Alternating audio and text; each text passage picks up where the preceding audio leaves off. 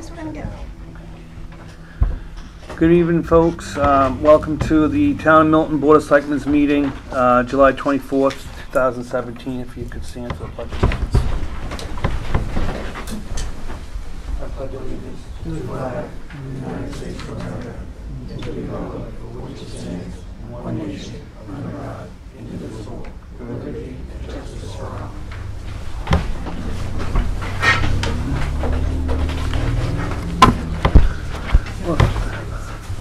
Thank you, folks, for coming on this soggy, wet evening. Our first up for new business is our assessment update, and we have our assessing clerk, Kathy Wallingford. Yeah. You've all been given a letter, memo from Cochran Associates. They are our appraisers. And last fall, when we was going through the budget process, there was mention at that time there could be possibly an update. And what an update is during a revaluation is that we start losing the equalization among the assessment to the selling prices of properties. So every year the state makes us do an equalization report, and they are the ones that govern this, and they give us a range to work with, and once we start getting out of that range, then they will start working with us saying that it's time to do some updates. And it doesn't mean that every section in town is out of whack, but you will see that there is certain areas that could be mobile homes, it could be the waterfront, it could be single families, it could be condos. But the sales, we do a real hard sales analysis. We take a look at it, we break it down, and then they go in and they'll start doing some changes to the components in the data that makes the changes in the system when we're setting it up. And what they're asking for is permission to do it for this year, because it's showing that we do warrant it. If you look at the chart on the back, then on the second page, it's showing you that we're dropping down right now on they've done a preliminary, and we're down to 89%. So basically what it's saying is that what we have certain properties assessed for, the selling price is considerably lower. And the whole purpose of the taxation is that we treat everybody as equally and fairly as we possibly can, that everybody burdens their own, their fair share. We're not hitting mobile homes, making them pay any more, or single families, or waterfronts, or whatever. So we're asking that we can do an update this year to bring things in line. It shouldn't be, extremely large for anybody. They might feel a little bit, but basically if there was no increase to the budget whatsoever, we broaden the tax base, which it'll be a small amount. But it shouldn't change the tax rate, because if anything, if we increased it by $500,000, it might bring it down a penny or two, if there was no change to the budget at all. So so this is coming out of what they charge us? Yes, that is part of the contract, because there was discussion at the budget time, because they had talked about putting in an extra $10,000 to do this, and after some communication with them, that they said if they had to do an update, they would include that in our normal contract of what we signed for. So it is part of the contract. There will be no increased cost. Okay. Any questions? We do not do a reval until 2018. That will be our mandated year to do it. So if this was 2017 right now, they probably wouldn't come and ask you to do it, but we still got 2 years left in this reval. That's why they're asking you to do the update. So this reval, the acceptable standards are from 110% to 90%. And we're down to 89. Right, but 89 at 9 months. And not, do you think that would change that at all, that If anything, 89? If anything, when we could get to the rest of the end of the 12 months, it could drop to 87. It's not going to go up, it's going to go down. We had a sale the other day in town where the assessment was, right off the top of my head, I'm going to say about $450,000. The selling price was over $650,000. So this is what's creating this.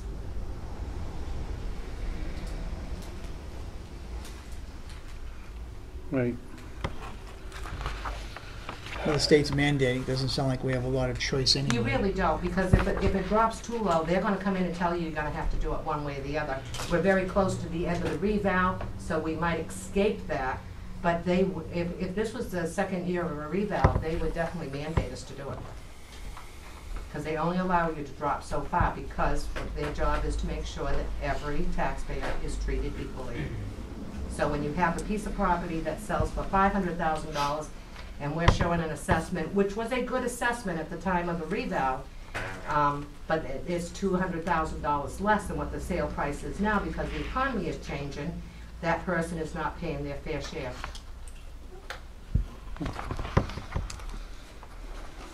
I mean, it seems like a no-brainer. It's part of the contract. Yeah. It's a requirement. We got to follow it. Yeah. Do you need a motion for us to? I want you to give Okay. permission for them to move All right. forward. For Corrigan, right? Pardon me? For Corrigan. Yeah, Yeah. Cochran. So I'll make that motion to accept Corrigan's new contract. It's not a contract, it's a memo to do an update. Right, Just so, I just memo to wanted- do the update. Okay. I'll second it. All in favor? All right. There you go. Thank you. Nothing. Okay, up next is we have a IT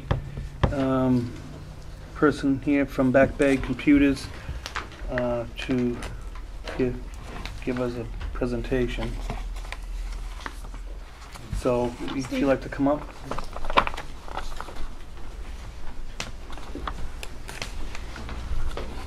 Yeah, Yeah, it's, you can say whatever you more comfortable. This is Steve Gagnon.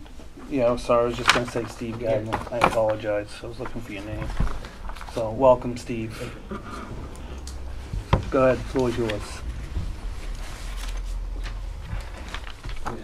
You have a contract in front of you, an agreement. So the agreement that I've provided is to provide IT services for the town. It's a all-inclusive contract that will provide services for the set amount of period with a monthly amount that covers all of your day-to-day needs and maintenance for the equipment. Okay.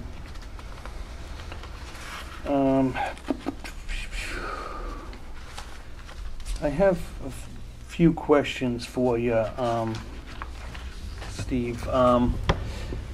So what would your availability be to address computer issues in the town hall? If you get like a call on a printer that isn't working or a computer that is frozen or etc., what would your availability to be to?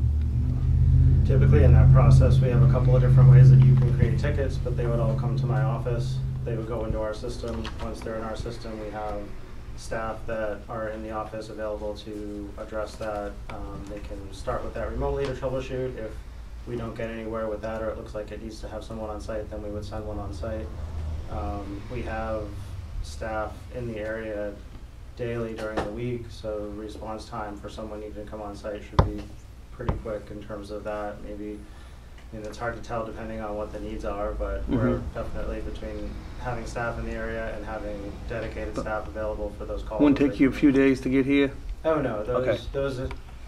we would definitely have someone on site the same day. We would initiate the response to that request within, I think the contract has a 4-hour limitation, so within It's 4 hours someone would reach out. the SLA 4-hour response. Yeah. Okay. So within 4 hours of us getting the call, we would respond to it, and then we could have someone on site the same day to resolve that if we weren't able to take care of it remotely. Okay. Unless it was catastrophic, then you'd have someone here immediately.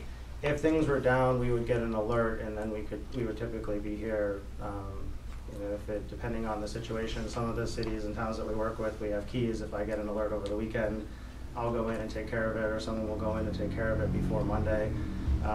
If we get an alert over the weekend and we don't have access, then we should have some chain of command on who we could contact, and then we would be here waiting first thing Monday morning to make sure that we could resolve it. Are you working with any other towns right now or municipalities? We work with the city of Somersworth, the town of Lee, and we have some other school districts that are local as well. Okay.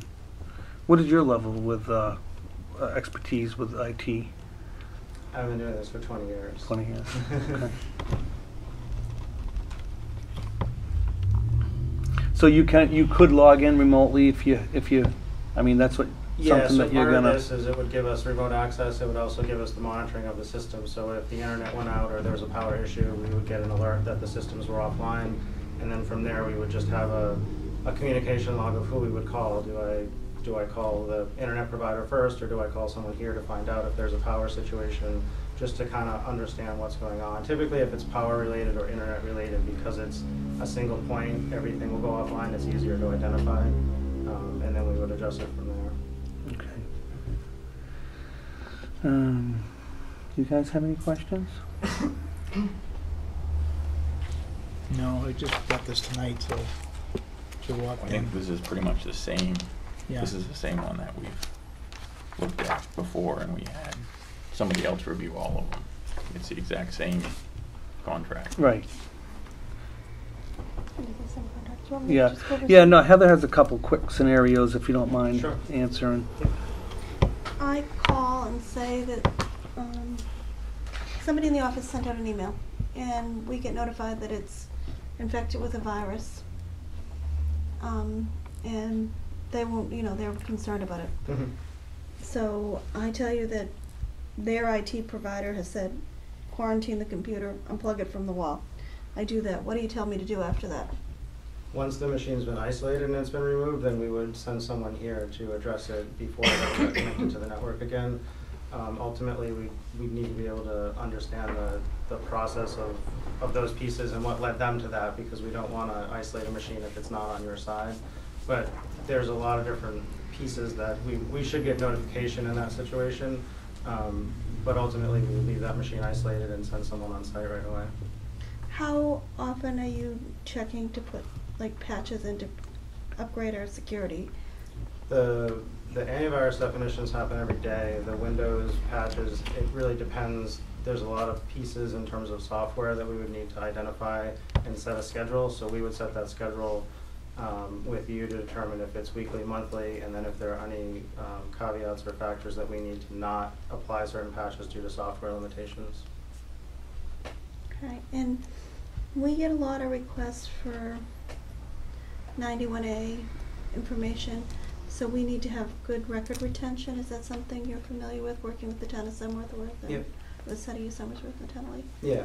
Okay.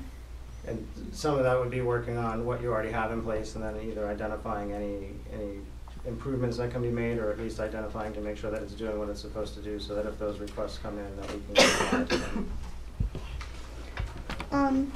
We've got the standard contract. Then we also see in the back here, there are some additional services. What would trigger some of the additional service costs? Just out of curiosity. The additional service costs are there just to identify the rates. With Okay. your contract, anything that was outside of normal business, so if you built a new building, if you renovated space, if, typically some of our contracts are written new computers and new equipment. This one would really just be for anything additional, if there's new space, if there's a special event, or something that happens that's not day-to-day business that we would have to address, or staff, or something that's not part of the normal. And we would, anything that would result in that would be a discussion. So if there was a request that came in, we would respond to that if it was billable, and we would talk about that. It You tell wouldn't us. just be a bill that you would receive. It says unlimited help desk support via phone, but will we have like a normal contact person? Or would it be just anybody? Account managers, kind of what I'm wondering. Yeah, so from there, it would be, the call would come into our office. We have a person, the office manager, that answers the calls as they come in. Those go into our system.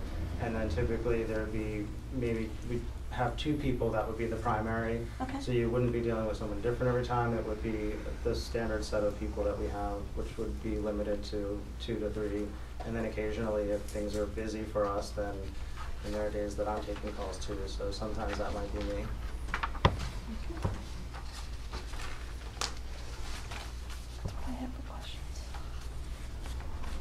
Anybody?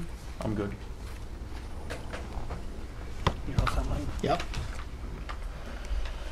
Okay, well, we will look at this, and talk about it and get back to Heather. We'll be hearing something from Heather. Okay.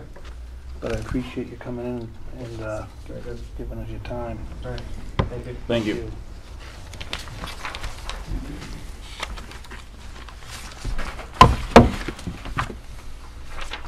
So up next on the agenda, we have to talk about the auction and the tax deeded properties.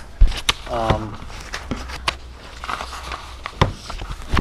I asked Kathy if she can make the list a little bit, she took out, all the town-owned buildings that we're using, and she really sized the list down here for us.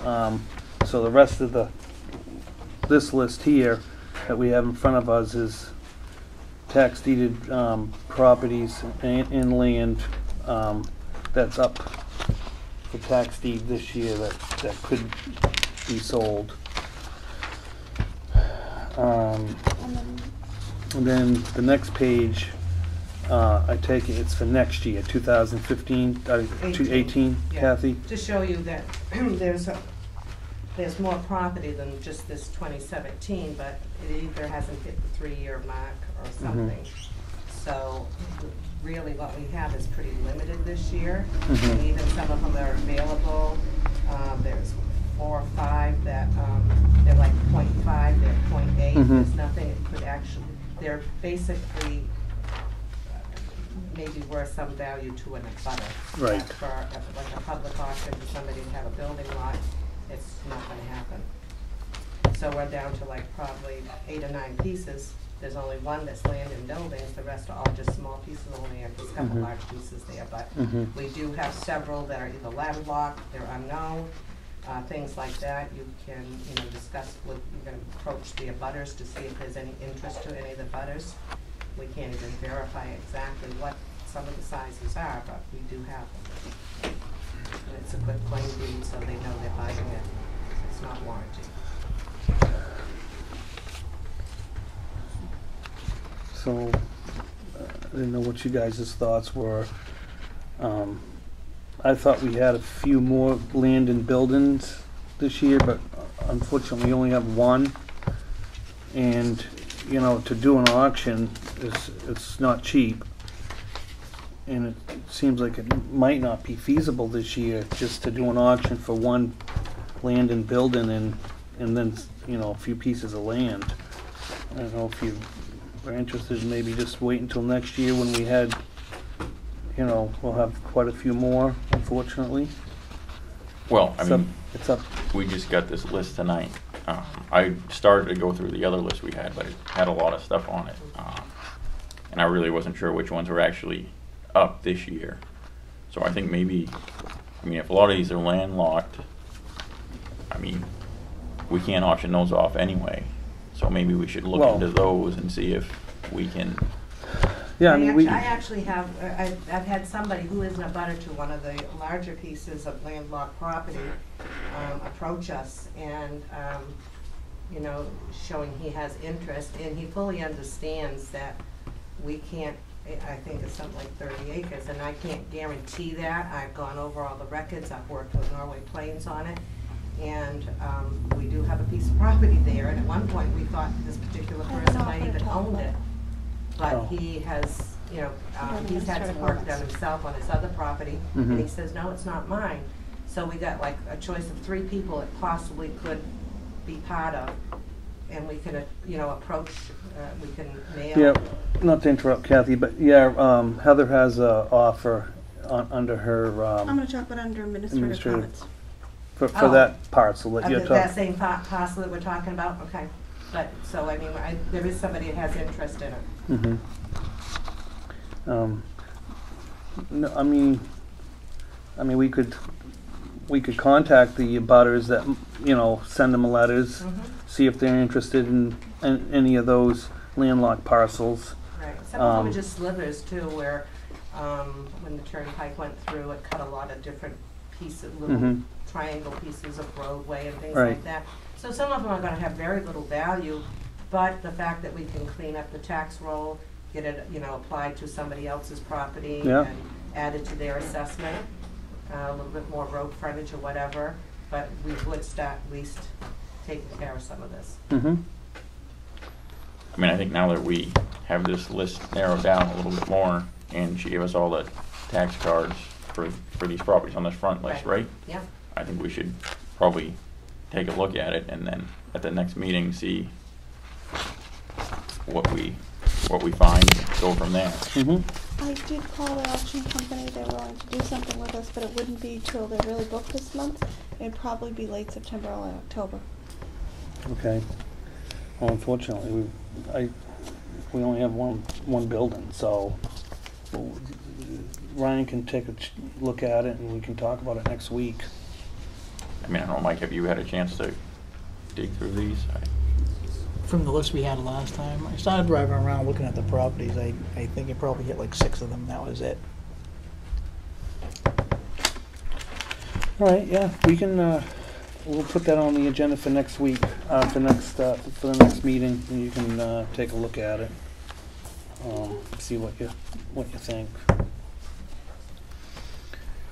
Okay, next up on the agenda, before I go to the next agenda item, I have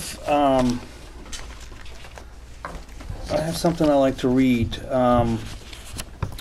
And as a selectman, we recognize that the process, and this is to do with 254 White Mountain. So I'll step back. As a selectman, we recognize that the process followed in the construction of the retaining wall at 254 White Mountain was not performed in accordance with the town regulations. We fully acknowledge that our code enforcement officer made a mistake in dealing with this wall issue. The solution of this current condition appears to be very costly and time-consuming to all parties involved. In order to avoid costs of litigations and to put this matter behind us, I move as follows. That in exchange, and this is my motion, that in exchange for the landowner's agreement to provide the town with a written unconditional release of liability, indemnity, and hold harmless agreements in this event of any future failures of this wall, the town will not pursue this matter or take the action against the landowner with regards to enforcement of its codes regarding this wall and its currently stands. The agreement is to be drafted by the town attorney and signed by the landowners within 60 days. So really, what this boils down to is we're going to get a waiver from our town attorney, which this is really where he says we should go with this. We'll get a waiver drawn up within 60 days. Have you got folks read it, look at it. If you agree, sign it, and we'll be done with the wall. So really what it's doing is just putting the liability back onto 254 Mountain Highway. Fair enough? So hold on a minute, Andy. When was this discussed? This was, I discussed this with the attorney, and this is what the attorney, advised that this would be the best action for the town to take. So this is my motion. If I have a second. I'm just a little confused because when we met with the attorney as a group, he said that something like this, that paper wouldn't hold the water in court. I don't know. This is what he said. The best. I mean, I don't understand why. I don't understand why the whole board hasn't been involved in this conversation. I mean, I don't know, Mike. Have you heard anything about this? No. I contacted him. This is what I said I'd like to do. I mean, this wasn't something that. This is something I brought up to him. He said this is the best action that the town can take is to draw up a waiver, have them sign it, taking all the liability away from the town and putting it back onto the landowner, and it'll be done. So that's my motion. If I can have a second. Heather, did you hear anything about this? Did you? I heard about it the end of last week from Andy. Were there any emails sent on it? No, I called him, Ryan. It's a motion I'm making, Ryan. Okay, so and it's his best advisement. So Concerning, it sounded like Heather had something to. I have to answer it. I got an email from Sessler on this, yeah. And Andy, but that's, that's. But he didn't send it to all of us. Did you get an email, Mike? No. I don't know. So that's my motion. If I have a second. I'll second that. Okay. So Heather, if you will work with Attorney Sessler, get the waiver signed, all done up, and have the garage within 60 days. Have them sign that, and we can put the wall issue behind us. Roll call. So all in favor? Aye. No, there's no Okay. information on that. So all in favor, Mike, you abstain, Ryan? You're not, or no? Andy, I don't understand what you're doing because your request here says, which And I I'm gonna, can't even read it. and So, could you read what it says to me? And there's nothing else in here about this. So I don't know what you're talking about. How can I don't even know what you're talking about. Because last time we talked to the attorney as a group, when he was in here, that was brought up and he said that it's useless. well, So- he advised me when I called him that this would be the best action to take, to put the wall behind us, Ryan. I have my second. We're moving on.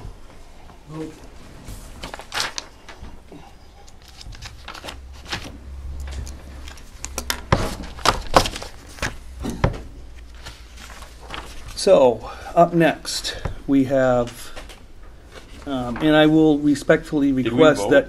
Yeah, you vote. We voted, didn't we? Okay. Oh, I apologize. So, all in favor? Well, you did, said we that did. and you asked me to. Okay. What did Ryan vote? I just need to know. No. You voted no, Ryan? Okay. Mike voted yes, and I voted yes. I apologize for that. So next up, we have Mr. Spencer Ricker with the Eagle Scouts for donations. The floor is yours, Spencer. Alright, so I realize this was probably pretty short notice for those of you who know about this, but in the past Could you 8 come in? months or so, Excuse me, Spencer. Could you come in a little bit further? There's this microphone right there, so we can hear you. Thank you.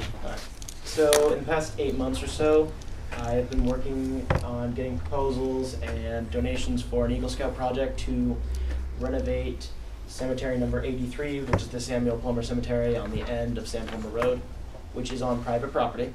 I got permission from the landowner after receiving approval from all the proper committees and the cemetery committee.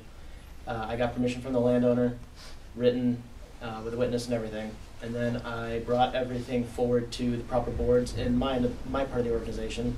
Got it approved. I had a fundraiser, and I got a donation from Phase 2 Medical.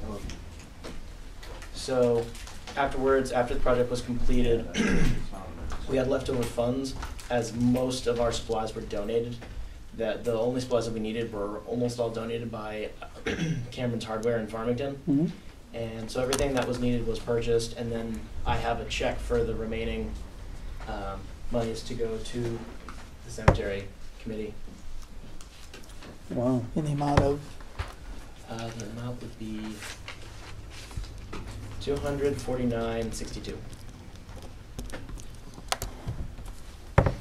Well, Spencer, I mean, I can't thank you enough for all your hard work you've done in the cemeteries, and I'll let John take the floor because he is the big wig of the cemeteries here in Milton. But no, I can't thank you enough, and I know that the Eagle Scouts are huge in town. Done a lot for the town of Milton, and your work does not go unnoticed. So thanks again.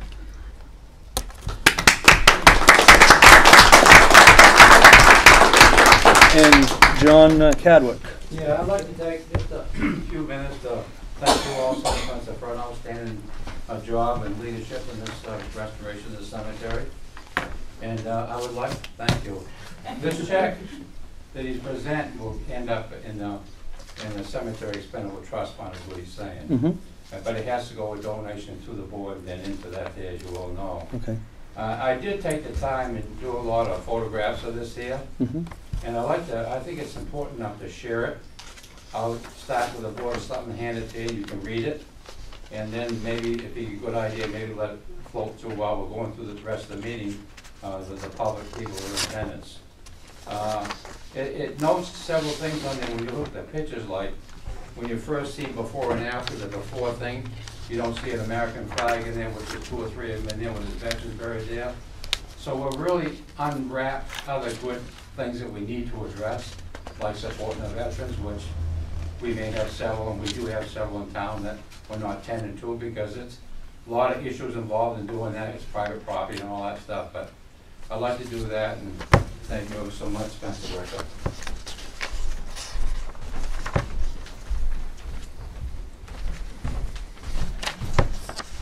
Thank you, John. Oh, wow. Very nice. Yes, it goes here. I know. Before I'll and take after. care of it. Thank you. And a very sweet letter.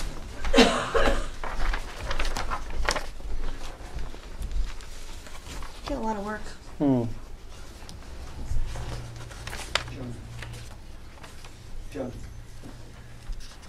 here, quick question while we're looking at that.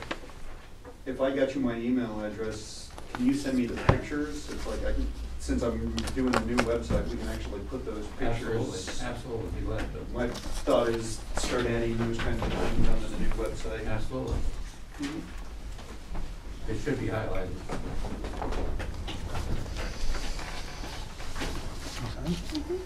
All right. Well, thanks again, Thank you, Spencer. Looks Spencer. great. Now, do you guys want to accept that donation? Would you like us to accept that donation? They have to. Yeah. They do a motion. Okay, so I just need a motion to accept that donation Okay. from Spencer. Okay. I'll make a motion to accept the donation of $249.62 from Spencer Ricker, Eagle Scout, to donate the money and to have it go into the cemetery expendable trust fund, the cemetery. I'll second it. All in favor? Aye. Aye. Aye. Okay, Thank you, Spencer. thanks again. Up next is the 2 capital improvement from the Milton Mills Capital Reserve.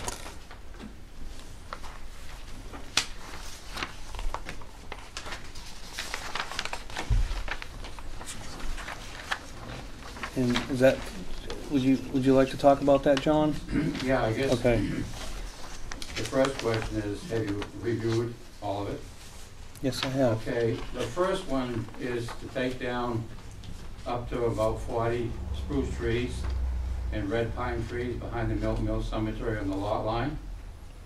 I had a quote done by Urban Tree Services, and I didn't go any farther because I did a lot of research on Urban Tree Services, and the town uses Urban Tree Services now to do all their tree work, as well as the Farm Museum and everybody in town, because of the low cost and outstanding performance. Mm-hmm.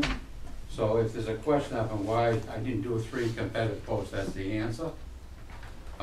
There is one thing on that I would like to, if you've gone down through the quote, if you notice down there, 3-man crew for $1,900 per day. The next item is haul logs at $150 per trip.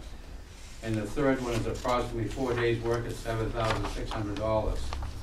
That $7,600 doesn't include all the logs.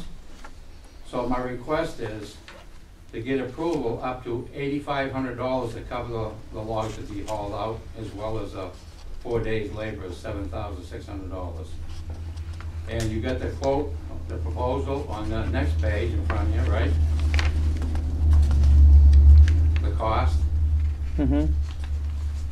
And then I threw in some pictures for you to show you the whole length of the 40-some odd trees that are gonna be taken down that are up to as much as 70 feet tall. And the problem is, the reason why we have to do this is, as you can see, it's got a diseased worm in it killing them. And every year we spend dollars on taking the tops that fall off of the wind, breaking monuments and stuff like that. Mm-hmm. The next one, are you all set with that first proposal? Yeah, do you guys want to talk about, Any questions? do you have any questions? No. Ryan? No, I'm good. The second proposal. All right, yeah, I'm sorry.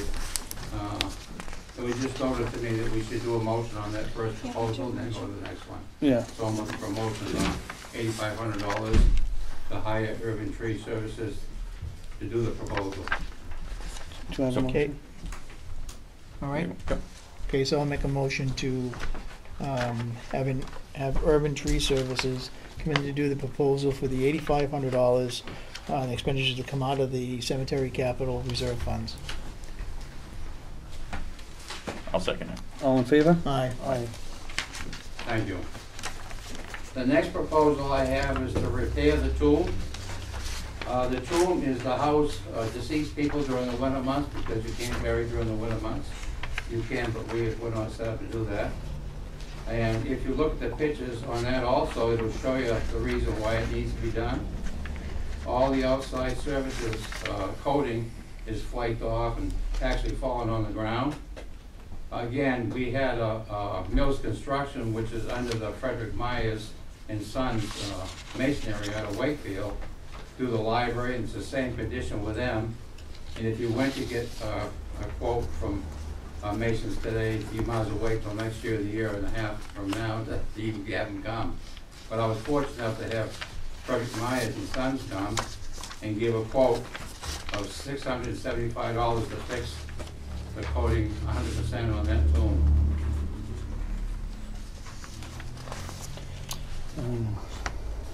Nice. Okay. Do I have a motion for that?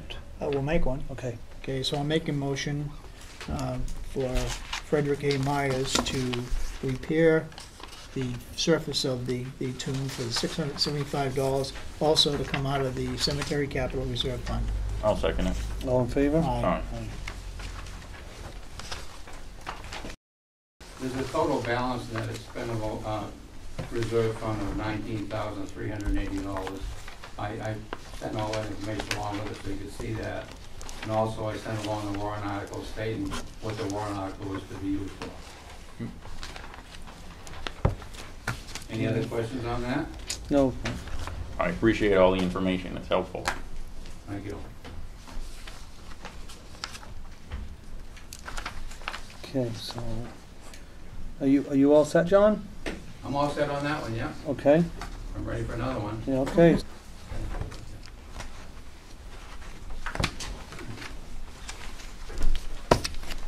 Okay, the next one is a request to accept final donation from the Milton Mills Cemetery Association for $1,083.06. Now, this is the final balance of the Milton Mills Cemetery Association's financial checking book. And this also will be put into the Cemetery Expendable Trust Fund. This process is required, like I stated earlier, to get to that stage. It has to be accepted by the Board of Selectmen. I have a check here in my hand. As soon as you vote, I'll hand it to you. Okay. Want to make a motion, Mike? Sure. Or Ryan, whoever.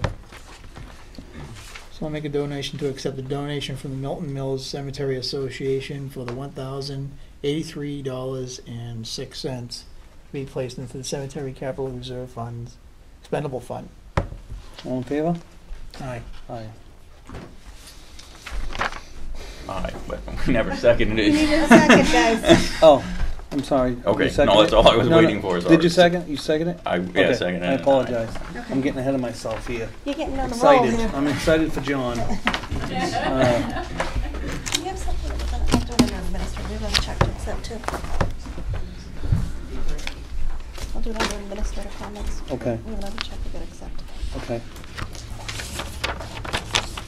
So, so anyways, thanks, John, for all your hard work again. Thank you. So up next, we have the lease for the cell tower at the industrial park. I guess to talk about it. Okay.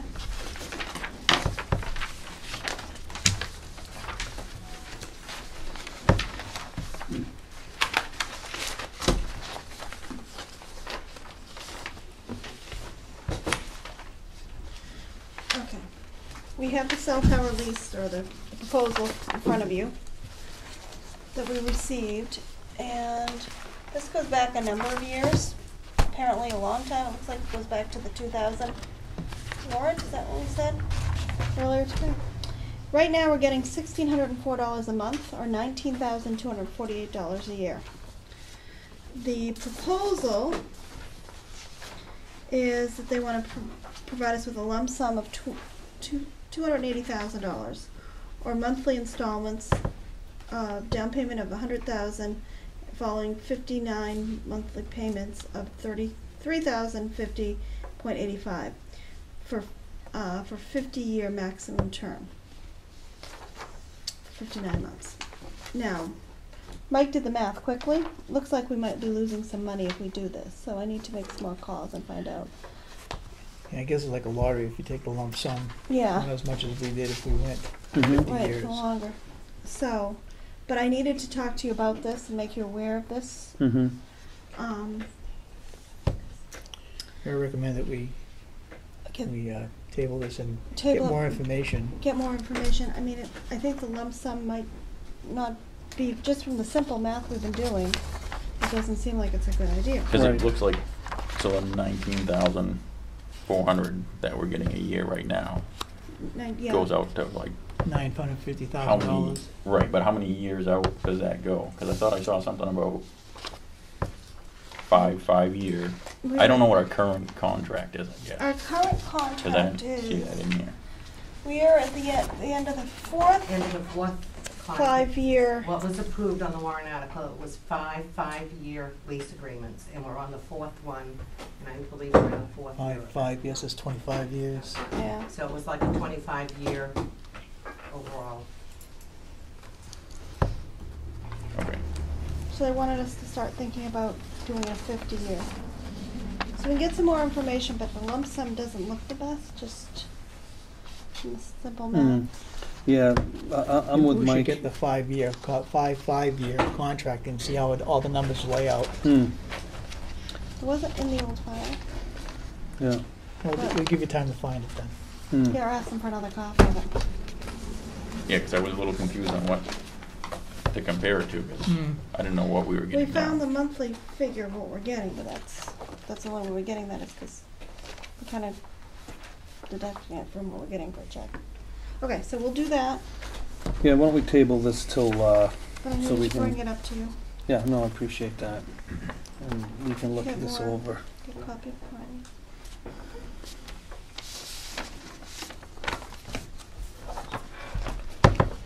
Okay, so up next, a complaint regarding, or a protest fee for a bounce check, from John Barrett. Is John Barrett here?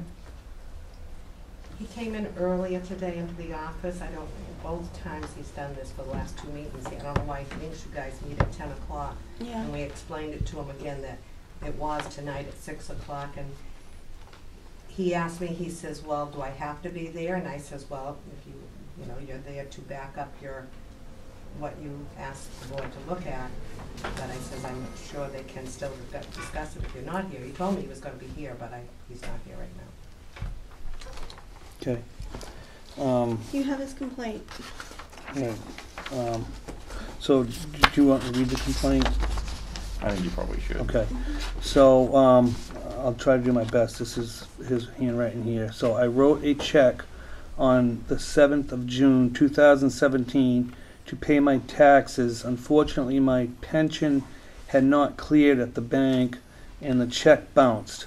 I paid a month early, protesting the protest fee. I hope this isn't the way the town treats its disabled 22-year veteran. So that's what he wrote. The protest fee, he wants the $50 protest fee waived. I talked to him a couple times. I know Michelle's talked to him, Kathy's talked to him, we've all talked to him. The fee is that he's protesting the $50 fee. I told him I didn't have the authority to waive that fee. It had to go before the Board of Selectmen. And I just think, unfortunately, you know, I want to thank him for his services. This is my only personal opinion. You know, I thank him for his services, but I think we could be setting a precedence if we waive this $50 fee. You know, it's unfortunate, but it's, you know, that's my opinion. I mean, I could elaborate, but it won't do any good, I don't think. Well, we have the board, we're in control of the money, and we can make adjustments on this. I think $50 is outrageous. They're already charging the $15 fee for the bounce check. Another $50 just for the town. I think it's outrageous. I think we should do away with it.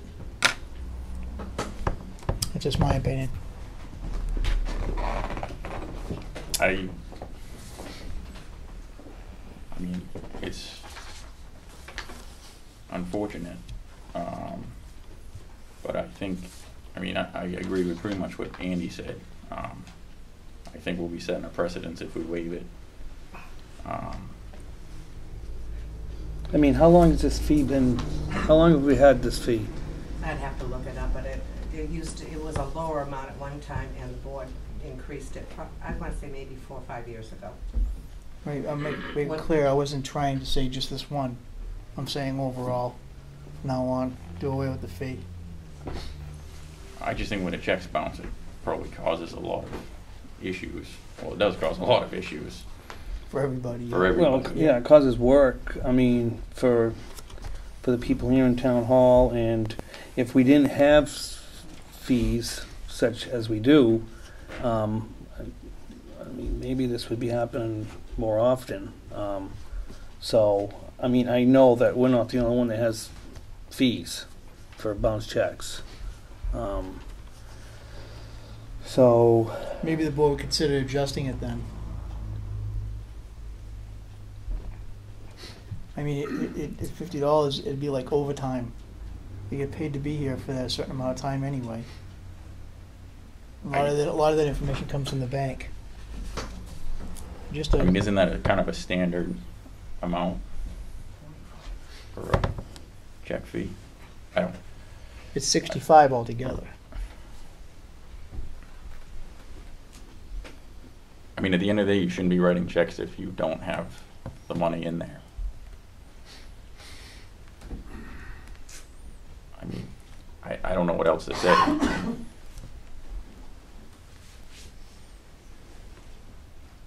Would you like me to survey other towns and find out what they charge? Would that help? I mean, if somebody presents me with some data, I'm willing to look at it, but without some backup information, I don't really see that we need to make any changes. Mike, you're in another town every day. Do you know what they charge? No, I'm just curious. no. But I stand my ground. okay, so, I mean, I guess where we're at here is, are we gonna charge, I'm sure that this has been charged to, you know, unfortunately, people in the past and probably people in the future, unfortunately. Me So- included. So where are we at? Are we gonna move forward? Is John gonna pay the standard fees, or do you have something in mind, Mike, that you'd I mean, you, or what? Well, right now it's policy, so this fella's just gonna have to pay this. I'm saying in the future, we're Okay. breaking our own policy if we didn't charge him the full amount right now. Okay. Just saying, well, I wanna consider a different fee in the future. I think it's kinda high. For the people of this town of Milton. Okay, so I'll just need a motion, to, it's just, you know, for, right, To send him a letter and say Yeah. thank you, but we have to go by the policy. Yeah, and I'll make that motion. I'll second it. all in favor? All right. Aye.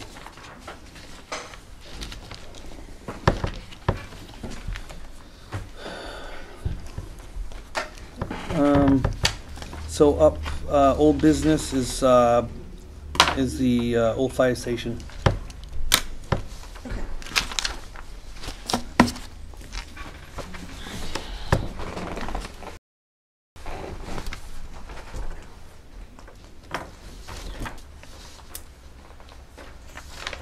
Want to do this? Yeah, I thought you I was were, gonna.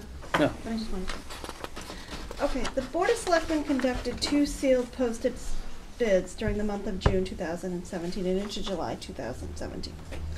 We do not receive any bids on the fire station during that time. The town advertised this property and posted it. And unfortunately, no bids were received. Recently, however, we've had some interest in the property. Go figure. Including a bid that came in last week.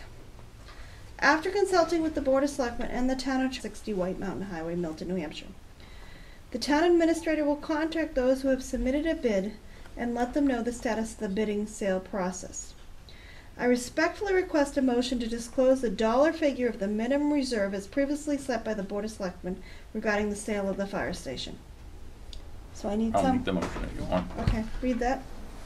I make a motion to disclose the previous sealed reserve figure that the Milton Board of Selectmen sealed in the non-public session. I'll second. All in favor? Aye. Aye.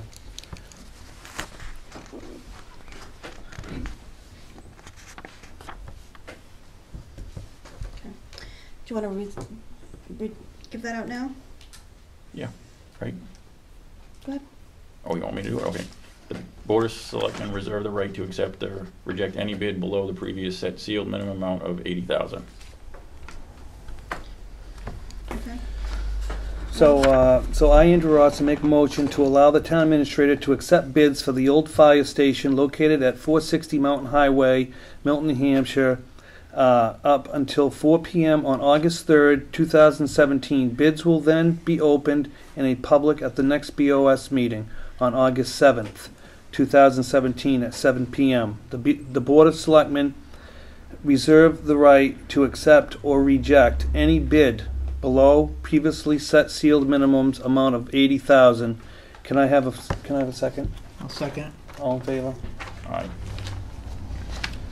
So the fire station is back up for, It's back up. and, I will contact the people who have contacted us and we'll go from there. okay. So our next discussion is with the CO regarding the process. You, Brian? I don't know if you want me to. So let's go ahead and start. This was your, Yeah, so I just put in a request just to, just wanted to discuss the process when you get permits, and your process of going through when you get code enforcement questions. I don't want to get into any details of any cases, just the overall process. On the building permits, the people submitting an application, be it minor or major. Major is usually a house or commercial operation, the minor is shed, box, whatever. Comes back to the office, to my desk, 7 to 10 days to review it, check the file, see if there's anything else on it, and all that, process it. I give it to the land use clerk, she calls the applicant, she tells them the amount it's gonna cost and when they can pick it up. And that's the building permit. Gas, electric, plumbing, mechanical, are all, and signs and demos are all handled by the land use clerk. They come in, they pick them up immediately the same day. Okay.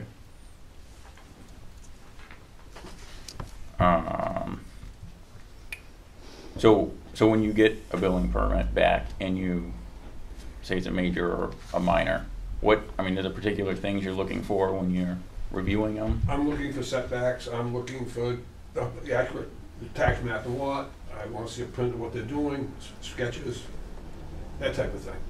Okay. And that's all in the application, right, Brian? Yes. Yeah. Yeah, and if it's not on the application, I will call them back and tell them they forgot this, or they need to get a site plan, or whatever. When you end up, I mean, I'm sure you probably get phone calls a lot, or people just stop in to ask about Right, projects or construction right. they're working on. Do you try to track that at all when you get asked code questions? Or? No, I don't think I mean, I get the phone calls, you know, messages with nothing there. I'll get a phone call, and you know, I'll give them a vague, but I usually suggest you come in and fill out an application. I had one that, I'm not gonna say where it was, but he'd come in, he gave me all the specifics, but he failed to tell me how close it was to the lake. So now he has to go back to the ZBA. I said, can't go any further. He said, well, you told me over the phone. I said, you didn't tell me it was only 39 feet from the lake. And when finding that out, that goes to the appeal process. Right, he has to go to the ZBA. It's Yeah. an expansion of a non-conforming use. Do you have any like particular books, or is there particular people you could reference that you use if you're not sure about something? I go to our zoning book for, you know, our zoning. Yeah. And I've got the IRC and the IBC 2009 in the office. Do you ever talk with other code enforcement officers from other towns? Oh, yeah.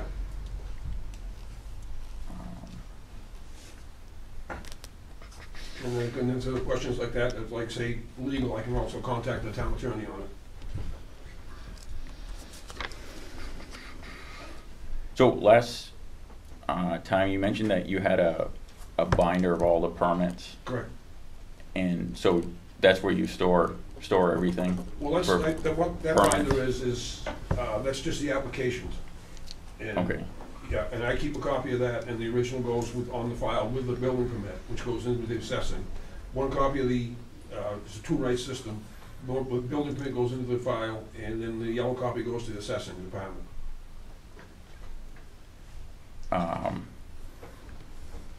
So is that binder pretty accessible to Right anybody? there on the That, desk, yeah. I can take it back to 1997 if you'd like.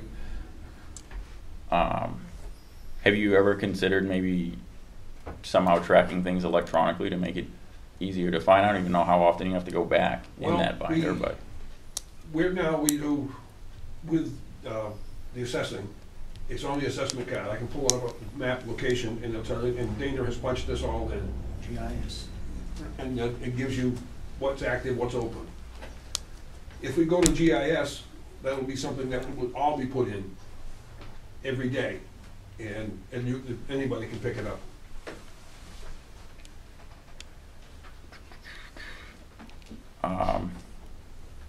when you come across a violation of the code or an ordinance, what steps do you take when something like that occurs? Well, it depends on what it is. I mean, if it's a building problem, and I see it, I'll stop and talk. Code, a lot of times, it has to, I'll usually notify somebody verbally, and then I'll send a cease and desist. Now, when there's a code violation, there's fines sometimes that go along with Yes. code violations, Yes. right? How are those determined? It's in the planning land use book. It gives, I think it's $50 a day per violation. And do you generally, if there's a code violation, always charge that, or under certain So usually it's on the cease and desist. And that goes, a copy goes to the town attorney, and on the bottom of the cease and desist, it says, appearance in Superior Court. 9 out of 10 times, you're not gonna get a dime. You won't be able to get court costs on most of this. It's usually negotiated out before you get that far. So, in general, do you normally not have to get to that point? Not When you- usually. Usually we'll get things will be straightened out. And who makes the call on the settlement? It would be a judge if it goes to court. Well, I mean, if it doesn't go to If it court. doesn't go to court, we usually give a little leeway if they correct the situation. If the situation's corrected, you're not gonna find them.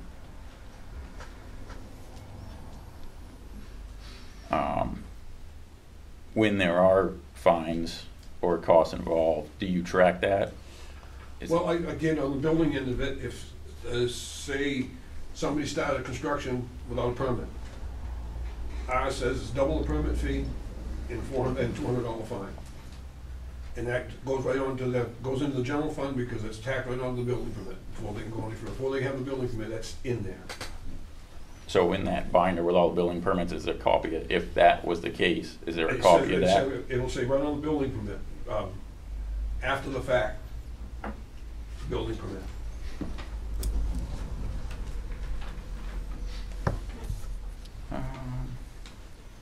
If you're out on vacation for a while, is there a backup?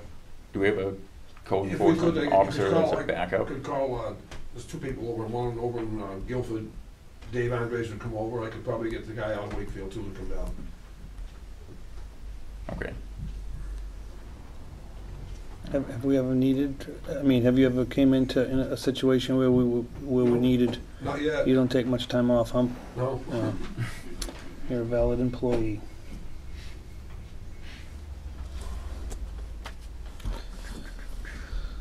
I don't know, you guys got any questions?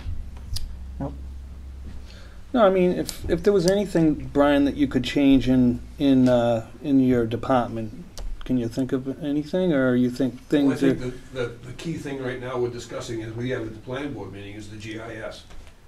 I mean, if that comes in, that's gonna really, you're gonna be surprised what it'll save. Just in time. Mhm. I mean, it's in space. And anybody, you can pull a piece of property, take you right to the property, you put another layer in there, comes up what permits been pulled, what permits haven't been pulled, just, it'll all be data entry. And we're working on that with for Right. the next Right, CIP. we're building that through, it's in the capital improvements program right now. Right.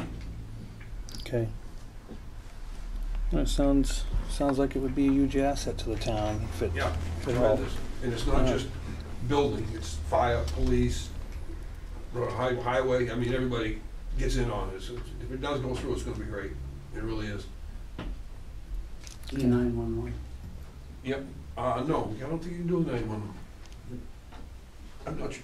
There's, Yeah, there is, but it's only for, I believe, for the staff. enhanced. Enhanced, right. Sorry. Thank you. Is that it? Yep. Thank you, Brian. I appreciate you coming in.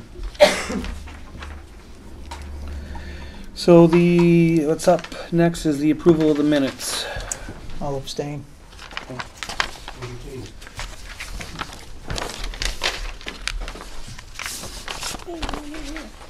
What's that? He wasn't here either. Well, I did read them, Ryan. Do you have any corrections? Yeah, just a couple. On page 4 under my comments, there's has no many. I think it's just supposed to has many is what it was supposed to say. And then on page 5, it's just B dot, and it's supposed to be B Graham. I can give you my markup copy here. Okay. So I will make a motion to accept the minutes with the mentioned corrections. Okay, I'll second it. All in favor? Aye. Okay.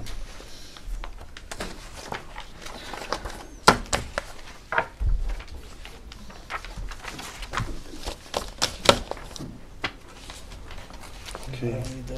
Okay. So we'll get them corrected, and so up next, Selectmen's comments, but what happened to our administrative I comments? have a few things, but I need you to sign that. Okay, Administrative comments. it's not on here, that's why I asked. Oh, they should be. So I wanna, Oh, looks like they're missing. yeah, they were in my original draft, Oh. and then I had to Fine. change things last Friday. I need to ask a couple things for the board.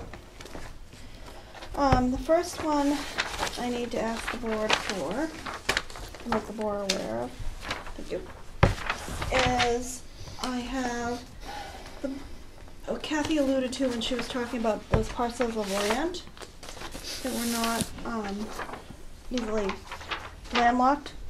We have a memo or a letter from Walter Cheney, and Cheney Property Management owns the following parcel of land. And I don't have a color copier, that's why you don't have copies. Because they were interested in buying one of the landlocked parcels of land, and they're interested in doing that.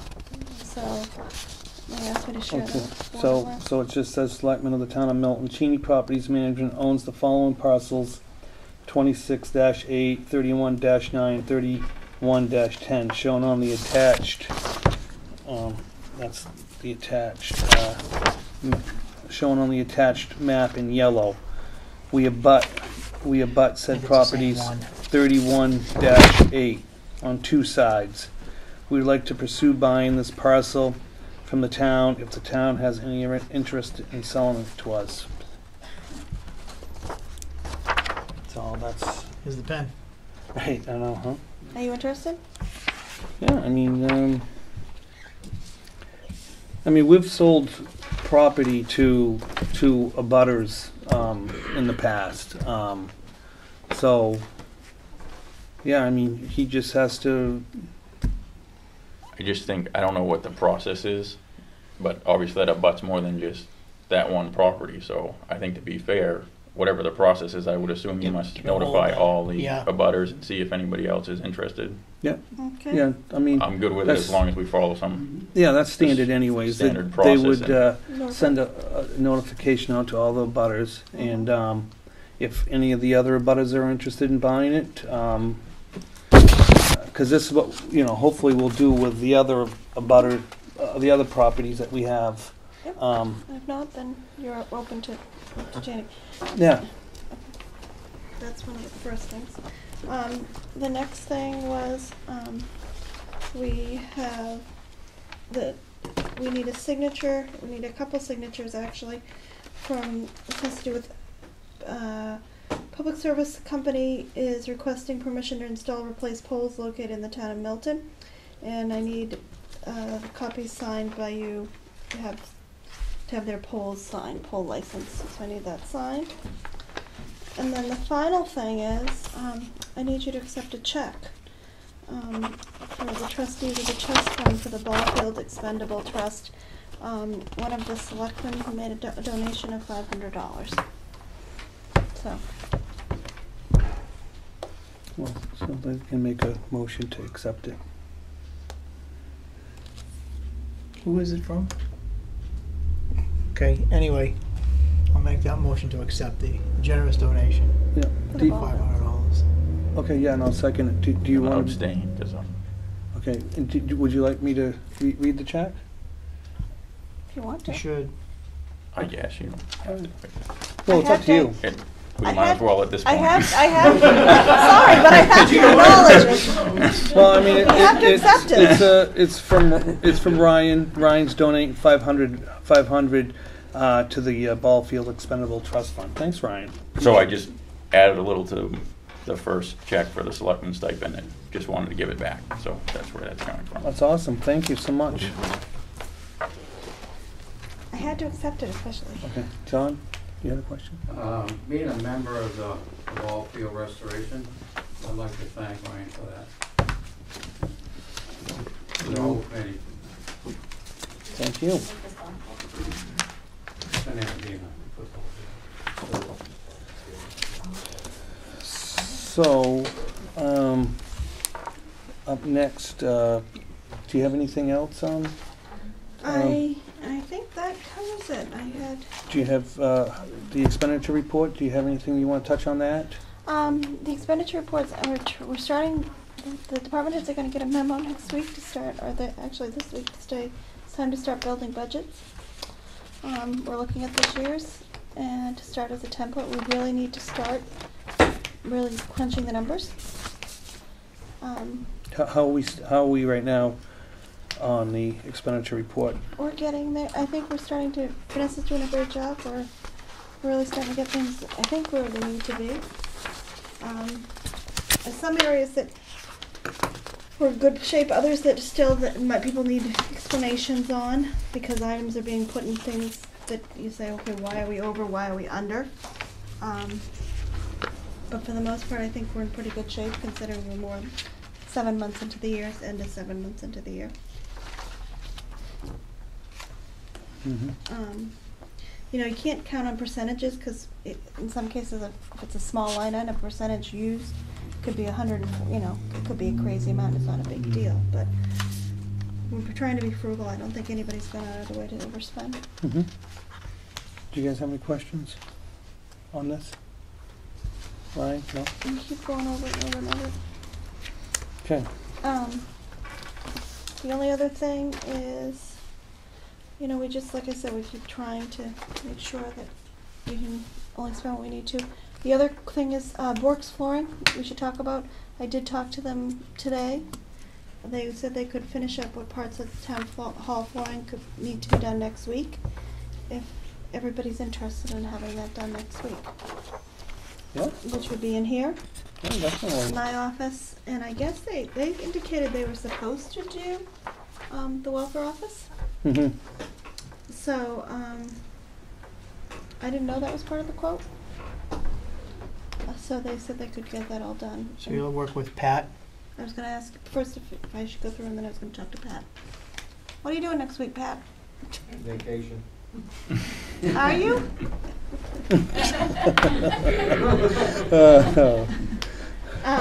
It shouldn't, you know, it's a day's really putting it in and then it shouldn't take long. It's just the carpet. Yeah, this room should, I mean, It's just moving the stuff around. yeah.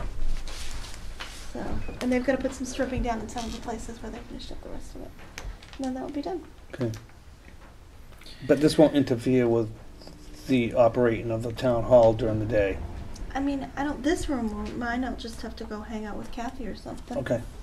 Or Vanessa, or Brian. So I'd make a recommendation to you before the last payment goes out, Mr. Rawson, that we go through this, or have Heather go through this and do a little checklist to make sure everything is done.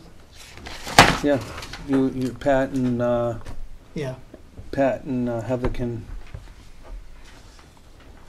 make sure everything's up to snuff. Okay. So, are you all set, Heather? Yep, I'm good. Anything else? No, I think everybody seems to be trying hard to, you know, we had some snafus with moving the carpet around, everybody worked hard together on it. Yeah.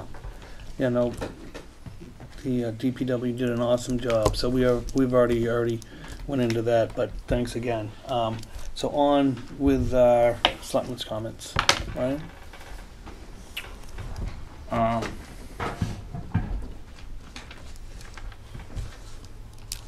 I know I brought this up before, but especially as selectmen, when we do agenda requests,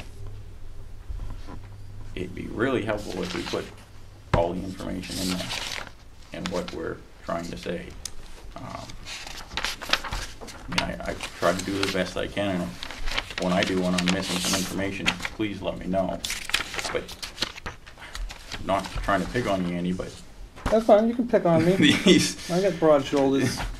I mean, I'm sorry if it didn't You're- meet your expectations, I Ryan, mean, it but just doesn't give any I apologize. ability for us to do any research and be prepared to make a decision with all the information and data. So Okay, I think we really could work on that. okay, well, thank you, appreciate it. And It's fine. quite concerned about It's not fine. necessarily the details of what happened earlier Thank you. with 254 White Mountain Highway, but more so the process. Unfortunately, I can't really go into detail in public right now on that, so we're gonna have to address that in the appropriate setting. And however you might want to do that, but, you know, So, there was a all. motion made, and it's gonna follow, and, like, I'm not gonna get into it, but Heather is gonna work with the attorney on getting the waiver, filled out, and making it, you know, No, our I attorney agree. protects the town. needs to be put behind us. And Oh, I had a definitely. letter I was gonna read tonight, but I'm not gonna read it until I consult with our town attorney, because I don't understand why we weren't all on the, why we didn't receive all the same information. I find that a little concerning, but like I said, I don't wanna go into detail because Well, I was can't, because trying to it's find going the to put the easiest town in a bad solution, spot. Ryan. So- I was trying to find the easiest solution to put this wall behind us so we do not have to discuss it any further. And this was the easiest solution that the town attorney advised me to do. And that's where I'm going with it, because at the end of the day, he's going to represent us. And Again, I have move forward with it. some, but I'm gonna request that we go into non-public at the end, because I can't disclose this email in public because it would put the That's town fine. at risk, so I can't discuss the details right now. That's fine.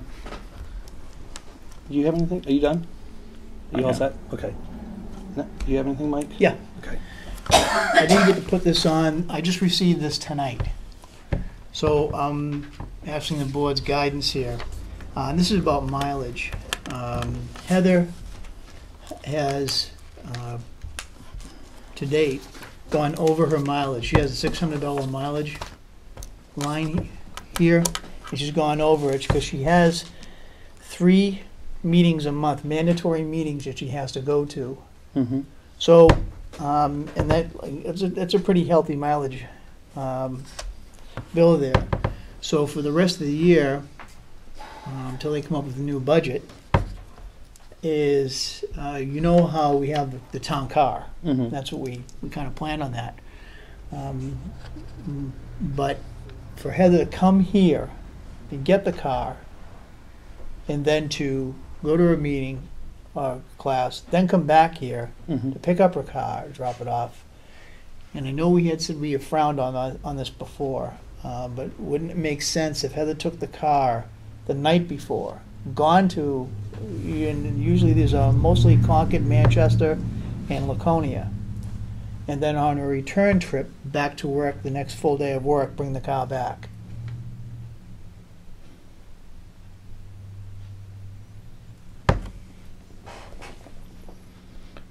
Otherwise, she's out of, you have to move some money around in her budget then.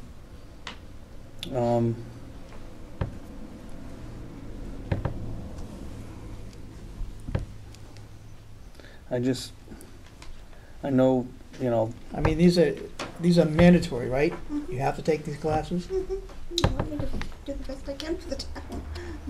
right, no, I want you to, you know, achieve in whatever you're doing a great job, but I'm just trying to figure out, by taking the car from here, the Just a night, suggestion, I don't Yeah, care no, either no. way. yeah, but so the night She has no more before, money, in fact, she's over on her mileage. So you either do that or you move money around. Do we have money somewhere else in here that we can move around, or Is you there would? anything left in the unanticipated? There's money in the unanticipated, and there will be money, there'll be quite a bit of money in some of the other lines, but, I mean, you can, it's a bottom line budget, you can move money around. How much is left after the last of the floor is paid for?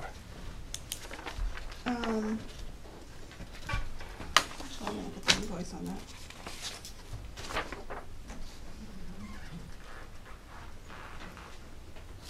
So what do we expect by the end of the year? It's gonna probably be a little more than double what we have in there, if we're,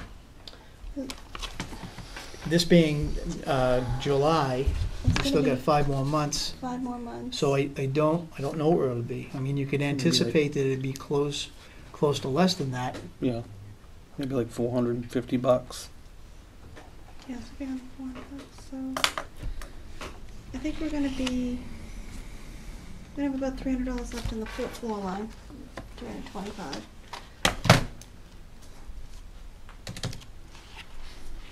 I mean, we have a lot of money left in my You're already salon. over on your, you're already almost over on your membership dues. Mhm. Can't use that line. I mean, there are other lines you can move stuff from, but You can decide.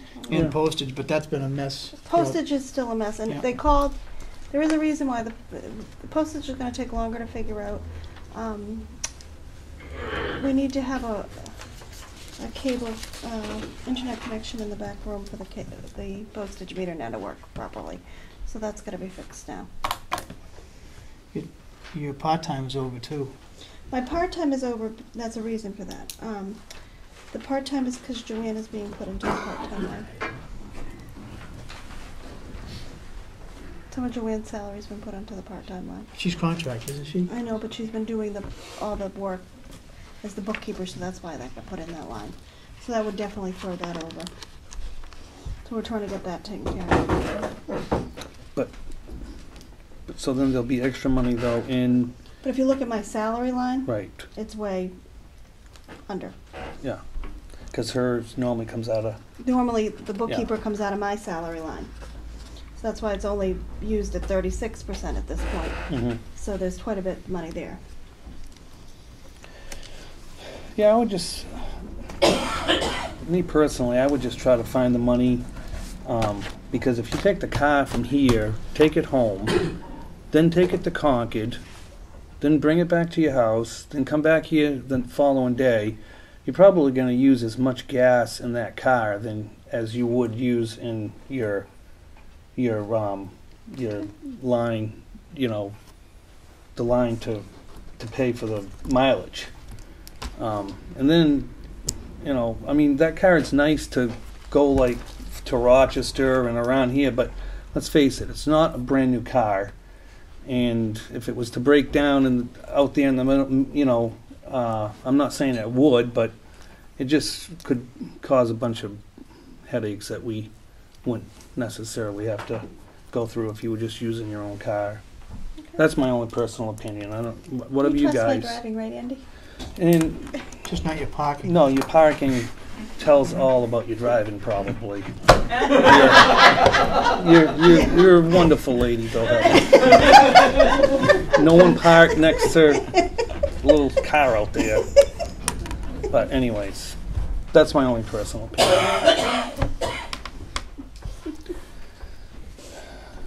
What else you got, Mike? That was it. I was gonna talk about she already brought up the floor. Oh, okay.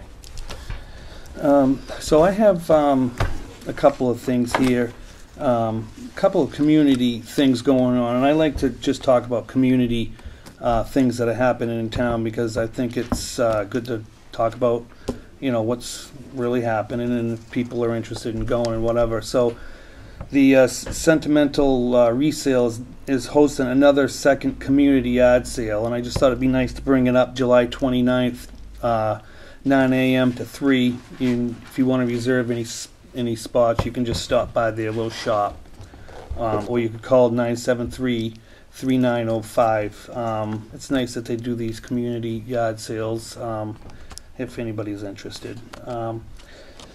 So, just a small update on the European Naiad. They were supposed to start pulling some plants today. I don't know if it happened because of the rain. And Wednesday they were supposed to start the herbicide, but again, it was all have to do with the rain, so they might have to reschedule that. But July 26th they were supposed to do the herbicide contractor. But if you have any questions, you could you could call a town hall and they could help you out. On August 12th is the Woods Water and Wildlife Festival that the Moose Mountain Regional Greenway is putting on at the Branch Hill Farm. And also on that same day in Milton Mills, they're having a huge, again, town-wide yard sale. So I just thought I might mention it to give them a little boost. So that's happening in Milton Mills on August 12th. So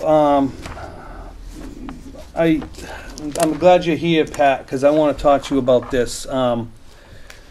We need to figure out how we can move forward with getting water put back into the town, the Veterans Park, which is really town property.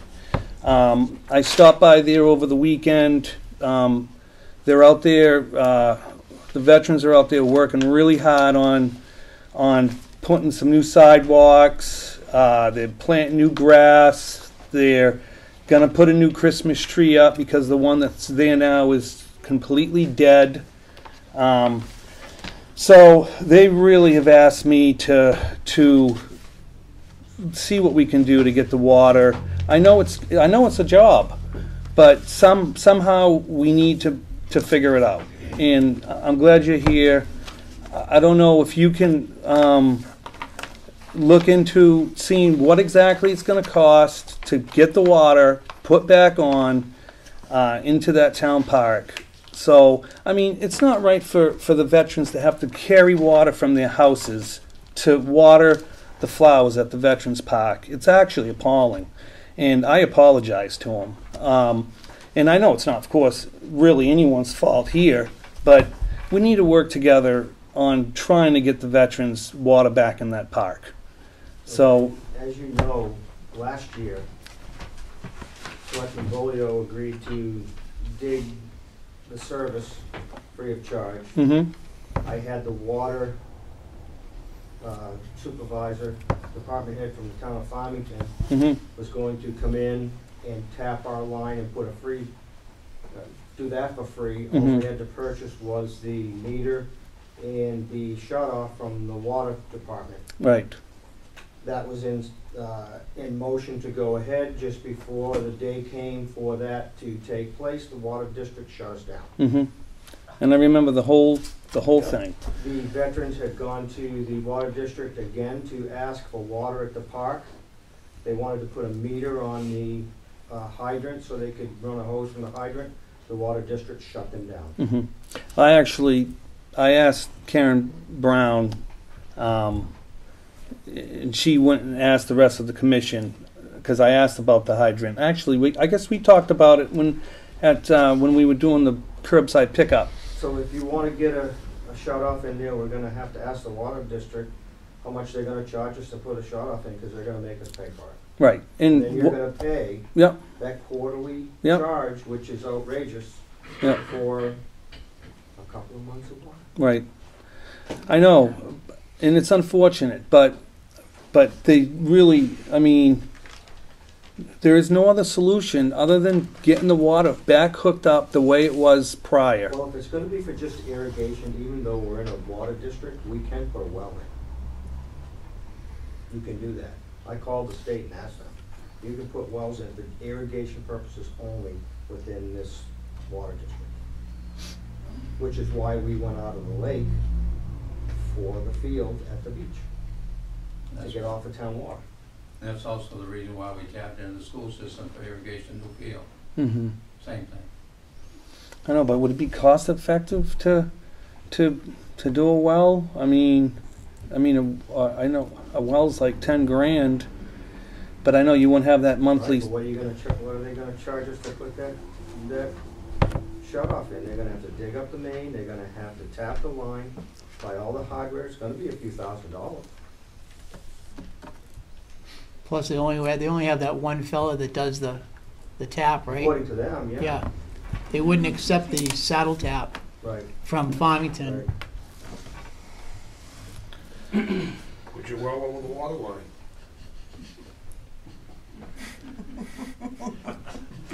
I'm sorry, but I didn't. You don't. All right, never mind. Don't. Go ahead, John. Go ahead, John. I'm sorry. Makes sense to get a hold of the abutter and see if they tap off their water system and pay them whatever we use temporarily. Well, I mean, I was thinking about the Blue House, where it's town-owned property. That's town-owned, but that's Well, shut down, so. I think what John's saying is the lady that lives right next to the park. Correct. In the Red House? If we ran a hose from her house, maybe Outside still. we could, you know, pay her for find out what her usage is on an annual basis, and anything she goes over, we could pick up the cost. Basically what he's saying. But, I mean, it's a great idea, and I suppose we could look into that, but it's really not solving. I mean, that park's going to be there for eternity. And, you know. Again, you're absolutely right, Andy, but You know, we've been talking about it now for how long? A couple We got years. nowhere, okay? So my theory is, instead of losing the spruce tree and that there, that would be one alternative, and the other alternative would be a water tank sitting there, rise water tank. Just temporarily, I'm not saying a permanent thing, but save what's there. You know, like they're doing this masonry work with a tank, they had plenty of water to do that. Right. All right, so do you guys have anything you want to say about it? I mean, I'm looking for any solution to get water over there. Yeah. We've been kicking this can down the road for 2 years now, and it's always the same stop, the same obstacle on the road, and that's the water department. Why don't you just do it, well, if we know you can do it, get it done and do it, and not kick it anymore. Put it on a water article. Drill a well. The veterans have gone and asked the water district for water a couple of times, and they haven't got anywhere with the water district. I want the Christmas tree to last. go ahead, Dave. What about running a water line from over by the dam, dig it across the road, and then put a little building in right there, and have a pump that pumps it from the lake over to there, with a spigot outside of it? Is there a culvert there? All right, so what I'll do is, that's another alternative, but I just don't know. I mean, digging across the state highway, they might, fringe You on can that. bore too. You don't have to do a curb cut. Pat, Maybe temporarily until we can figure things out. If we could ask Martha if we could run a hose from her house to take care of the flowers and the gardens that are there at this time. That'll give us time to come up with how much money we're gonna need if we're gonna put a service in. all right. Do you know Martha, by any chance? Do you think you could talk to her for us, or would you rather have the I town can, administrator Karen call? can. I think Karen knows it pretty well too. Pay the month, I'm sorry? pay the month water bill. Yeah. All right. If either the town administrator or you want to talk to her, Pat, and see if we can, purchase some, the water from her. I mean, whatever it's going to cost above and her bill. And I guess I will talk to Stan NATO and see what exactly it's going to take to put that service back in there, and see where we can. See if we can get this something moving here. So, all right, that's and just FYI, Karen Brown will be doing volleyball sign-ups. It'll just be coming soon. She just wanted to let me know that she's going to be doing sign-ups for softballs very soon. So, if anybody's interested in volleyball. Does the library have anything they want to? I'm sorry, Betsy. You do such a great job up there. Thank you. We had a storyteller last week in Milton Mills, and that went very well. He was very accommodating with everything, and I think the kids really enjoyed it. We're still running our summer reading program. We have another 3 weeks of that, and that has been really well attended this year, like 3 times the amount of children we usually get. Mm-hmm. And I'm looking forward to this fall. I'm thinking about doing a kite flying day in the local fields in Milton Mills. Nice. So look forward to that. Okay. Nice. So, public comments. The library trustee follows up on what Betsy is saying. This would be something which might come under the auspices of either Branch Hill Farm or possibly down at the town beach. If Branch Hill, after the haying season is well done. So at the moment, it is just faint breeze. It's not enough of a wind to send a kite up into the air. Mm-hmm. But stay tuned. Nice. Okay. David. Okay, I held my tongue through all of them, so I've got some small comments. I'm glad about the waiver thing related to the stone wall. It's like having talked to my friend, that is exactly what Portsmouth has done, so I don't know why the lawyer at any time would have said that that wouldn't have held water, because Portsmouth's done the exact same thing several times within the last 5 years. So I did get confirmation that the exact same solution was done for them as well.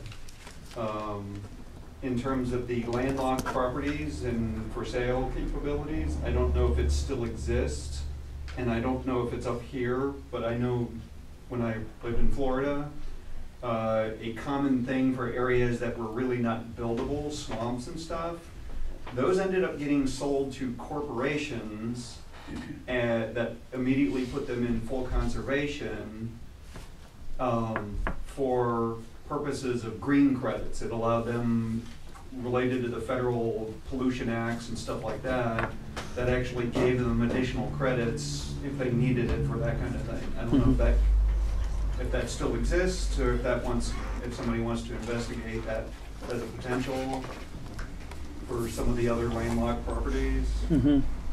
I already got the photos coming from the Eagle Project, and I can get those on the new website. So things like that we can start putting on to the new website, especially once that starts in process. I have a question related to the cemetery with the cutting down the trees, and there was a large dollar amount for hauling off the logs. Is it because they're completely unusable as firewood? I'm like, there's probably people in town that would pay you. Well, unfortunately, it's pine. Right, John? Yeah, but he's got no question. Go ahead. The question he has is, okay, because they do use pine in the outside boilers today. I've had some inquiries on it just recently. And there's probably 4 or 5 of them that they call red pine. I'm reviewing right now to see if it makes sense to salvage those. That's why I said, you know, I wanted to cover the truck, and if we had to move all of them, I'm looking at those red pine to see if it makes sense to use for maybe new dugouts or whatever for our new ball field renovations that are going on. So we'll address all that, but thank you. Okay. And the cell tower, the lump sum, you were saying the math doesn't add up. It's like, I'm assuming that's also been calculated into, if the lump sum was put into the funds, what we're getting in terms of return rates of the funds. Sometimes it might be worth it just because if you factor in the additional amount of money that would be made over the next 20 years or whatever it is based off of that dollar amount. So I'm going to assume that that's going to get calculated into the question that Mike brought up about the $50 additional fee for bounce checks and stuff like that. A recommendation I have might be to investigate a sliding scale. You know what? Somebody bounces a check, town charges them $10. They bounces a second check, that one costs you 20. So if people bounce one check and they learn their lesson, okay, make it a small amount. But if they're habitual check bouncers, the fee should be higher. Just a suggestion on that, or a thought on that.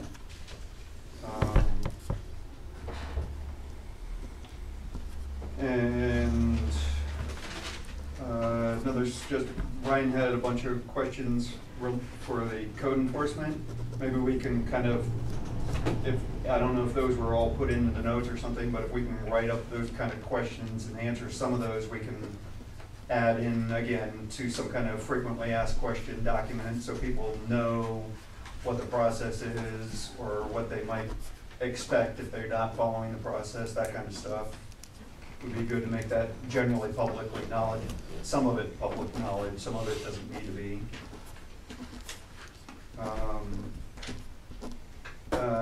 Suggestion on the Veterans Park. We were talking about a lot of options for getting water there, and I liked all of those. The other one is, again, this is back in Florida. My sister is a specialist in Florida fauna and plant life. One of the things she frequently does for people there is points out good native flowering grass, a variety of things that are native. which probably would require almost no or very little water. So maybe one thing would investigate for that in terms of is what's being put there to make sure that it doesn't require an excessive amount of water because it's not native and it's not used to this environment. And the only other thing, the town administrator, in terms of the car, I'm like, it probably wouldn't take that long to calculate out. It might actually be, besides your issue or in question about if the car breaks down, it's an older car, is the fact that is she still going to be paying, would she still even have to be paying or billing out the mileage for her to drive from her home to here just to get the car? That's still mileage she's going to have to burn, and especially if it's in the wrong direction. I'm like, I don't know where she lives relative to where she's been traveling, but it also might not make sense for that purpose too. So that's it. Those are all my comments. Okay, thanks, David. Good. Oh, all right. The Back Bay discussion, when you're talking to the computer vendors, please remember we want to have some method to back up the videos that are on that computer sitting there behind Andy. Right now, they all sit on that computer. If it dies, we're going to be relying on the goodness of Google to do our storage for the videos that we have. Okay. So making sure they incorporate something like that. I was going to mention, like David did, that when you figure out the cost of the lease and all that, that present value dollars typically are worth more than future, the same amount in the future. You know, $19,000 today is going to be worth more than $19,000 25 years from now. Present value of money. Right. The cost of money and all that stuff. Mm-hmm. And we're gonna make John May when I bring this one up, but he mentioned that he didn't get 3 bids for the trees. I'd kind of like to see in the future, when we have significant funds like that expended, getting multiple bids. Just because we're happy with the service that we have now doesn't mean that Billy Bob down the street hasn't started the tree service and he's eager to get in the business and willing to cut us a deal. So I know where I work, they had always, previous owners always, you know, followed the same, oh, we don't have to bid it, these people treated us well before, and they rebid their waste service. Somebody said, we need to rebid it, just see what other people offer. So they went from paying people to take away their electronic waste to getting paid for somebody to take away the electronic waste, just because they rebid something they'd always done before. So I would really like to see multiple bids for items that are high dollar like that. Not that, you know, $15,000, $20,000 is high dollar, you know, it's not $100,000, but still it's a significant chunk of money, and I think that we really should be farming out the bids, even though we may be perfectly happy with urban tree service. You never know what somebody else might bring to the table if you shop the bids out. Okay, Tom. I think that's all I got. Thank you. Real quick. I just want to respond to okay.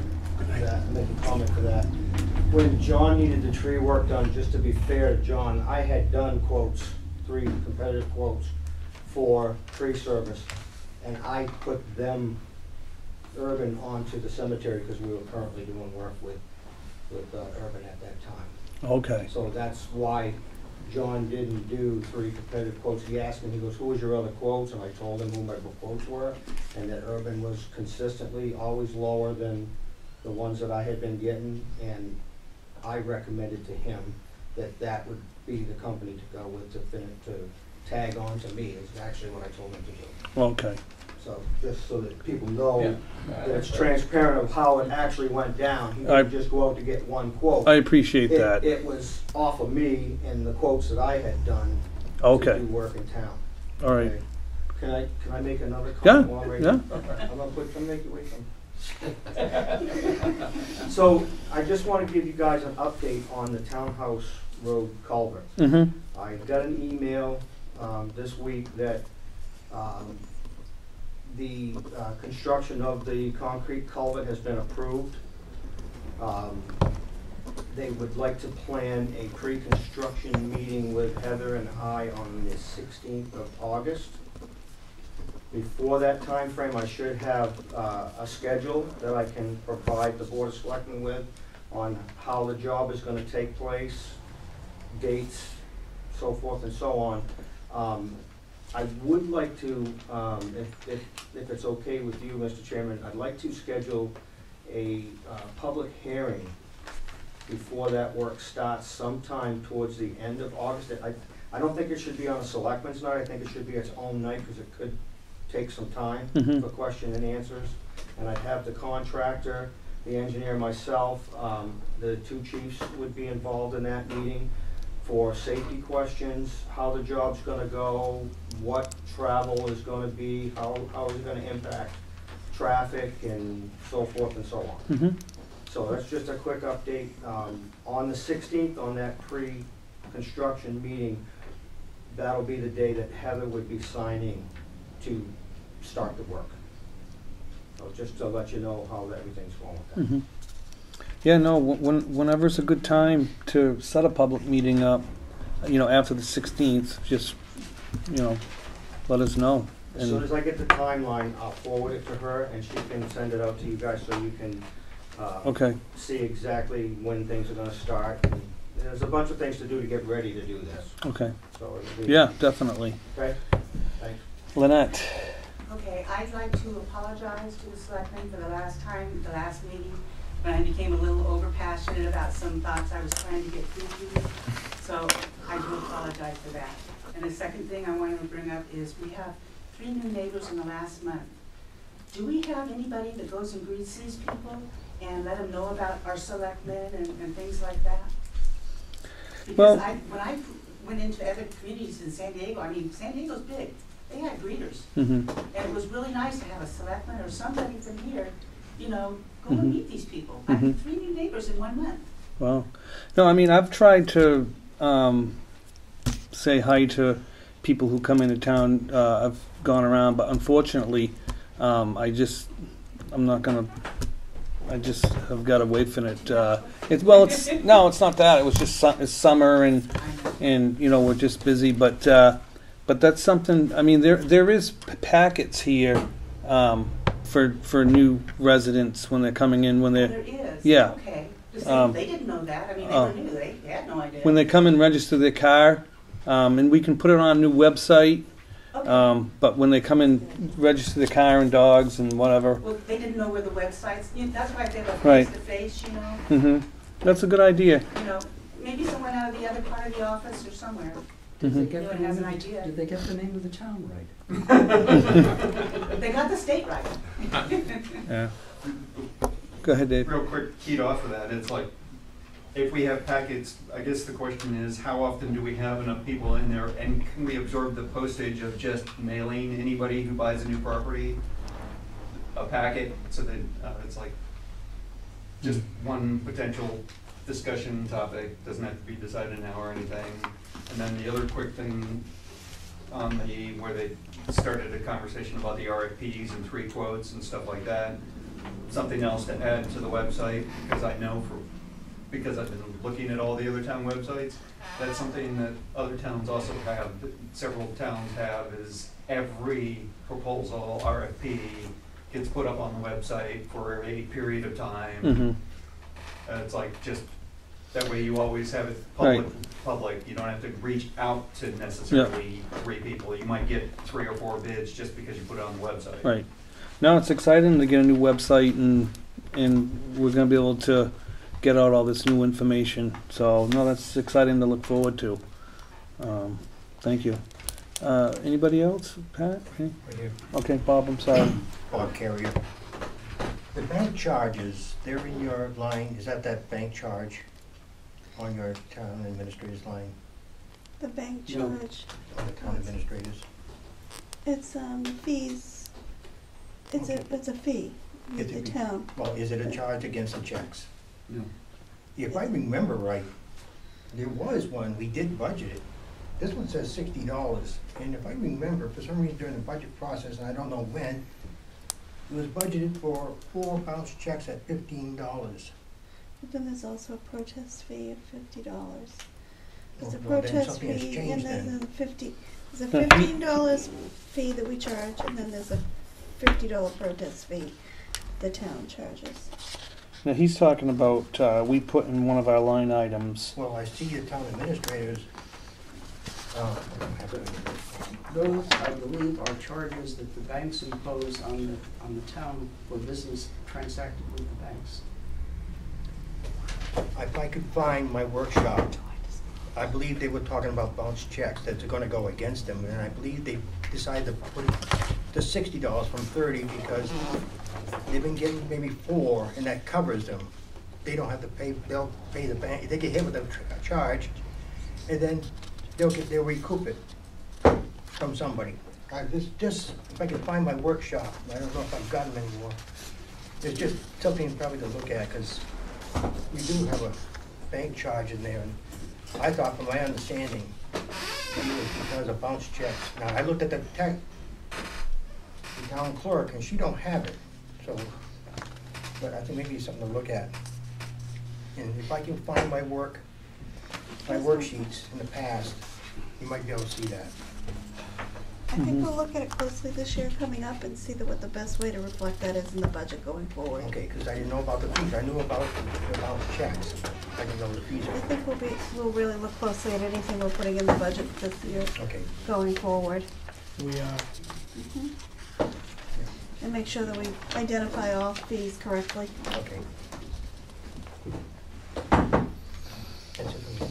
Okay, thanks, Bob. Anybody else? Yeah. Larry? I think, Larry Brown, I think Bob and I may be talking about the same thing. The line item that came to the town was to cover the cost of the bounce checks that the bank was charging to the town as well as to the person who bounced the check. And as the bank fees went up, so did the cost to the town. But an interesting thing is that if you start reviewing bank charges, the money made on bounce check charges by banks is significant income to the banks. And in the view of some wild-eyed economists, a deliberate banking ploy to get rid of Joe Blow in favor of being $3 billion in Deutsche Bank. That's one.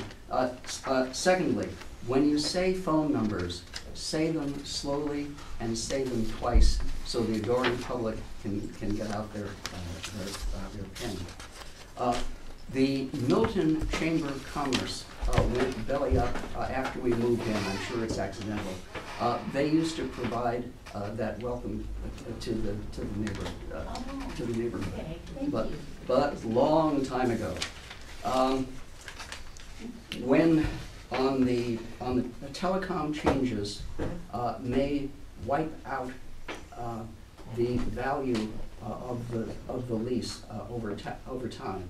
What happens is the primary carrier starts selling down to TracFone and the telephonic equivalent of a home shopping network as prime costs go down and older towers become obsolete. On contracts, what Back Bay said was wonderful. Unless the details and a specific example are written into the contract, it ain't there. Lastly,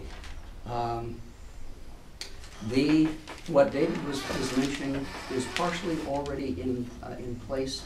And remember, we now have in our zoning, Brian left, what is called the transfer of development rights, which is the purchase of one property to satisfy the degradation and changes to the second property. And that might be a reason to hold on to some properties. I like the public identification of the parcel, and it should be an open competitive process against a reserved bid. Again, Brian is not here, and it's always possible that the health officer of his own authority might require the flushing of a fire hydrant next to Veterans Park. And if I were health officer, I might try to make sure that the water volume lost from the flushing of the hydrant came out to the courtesy of putting a tap in. But I used to live in New York. So the last one, more important. When I had a New York City state parolee caseload, parole officers had what was called a day book, which was a bound volume. And day by day, every phone call that came in, every home visit, every third-party contact went into that book because it was a legal court record regarding parole revocation, new crimes, whatever. The questions regarding the CEO process recording skirt that. And the issue that is being indirectly raised is the same issue that Selectman Bolio brought up on the cost of the bounce check. Brian has operated, and I do not think I talked incorrectly, on a small town community courtesy where a telephone and the comment, Harry, you know you should get a permit for that, is more useful than a $50 bounce check fee, if you follow my drift.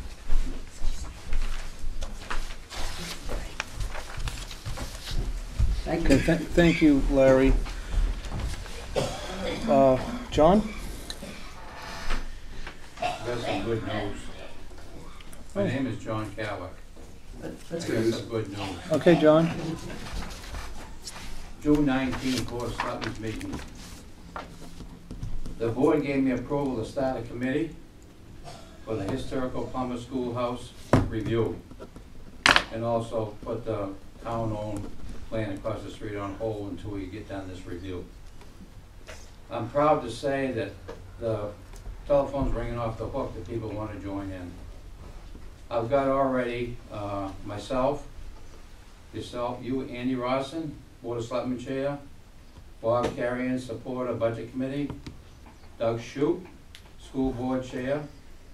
I've got a call into Earl Sussman, the Superintendent of the school system. Sounds like he's very interested in being a part of this. Fred Cameron Sod Farm in Farmington. Malcolm Ross and Cheryl Ross, husband and wife. Cheryl Ross lives in Wolf Road, participates a lot in farm museum activities, teaches school, Europe, everywhere, and loves this building. Her husband, Malcolm Ross, his parents, his father went to school there. Well, Jonathan B. Hodgkins, the president of the Farm Museum. Pat Smith, Milton Highway Department. Bud Meader, supporter, Woodell Construction. And I'm going to ask the abutter tomorrow morning. I get an appointment with him that's right in behind it. And there's going to be probably several more. So it's going to turn out a good review to make sure that we make a good decision on it. wow, thank you so much. That'll be nice when, you know, whatever happens, I'm sure it'll be a pleasant. I really was interested in talking to different people, like I was talking to Doug Shoup today. He's never been in the building, and I tried to explain to him about the historical way they used to have school systems, and he's going to see that when he goes into it. And he was flabbergasted. He can't wait. I'm going to make some short appointments. I ain't got much time to do all of them, to take people like that for a quick tour through it, and Right. so that you'll understand exactly why we want to save it. Yeah, most definitely. We didn't cut any corners at the townhouse, so I'm sure it's going to be beautiful. It's When- not far from being completed. Right. Oh, I know. That's nice. Anybody else have anything, Chief? Just to give you an update on the dog warrant list, we had 87 when you guys signed it. We're down to 30 unlicensed dogs. We have about 11 citations left to issue, so there's about 19 citations that are still out there unpaid, but once we complete those last 11 citations, if all the citations that are out there that haven't been paid within the 15 days, we'll issue warrants, and they'll have to go down to the Rochester District Court and deal with it through the court instead of just dealing with it here in Mm-hmm. That's not, it's not a bad, So we're almost completed on the warrant list. yeah. Well, thank you. And of course, you realize the next thing that the selectmen need to do is to consider establishing a formal historic commission. While John's still here. Is he going anywheres? And we have a second blue house, which is an ancient building of the town, right at the corner of Dawson. And that is in danger. Right. That's something to take under consideration. Go ahead, John. I agree with Larry 100%, and I think it would make a good project for you to start.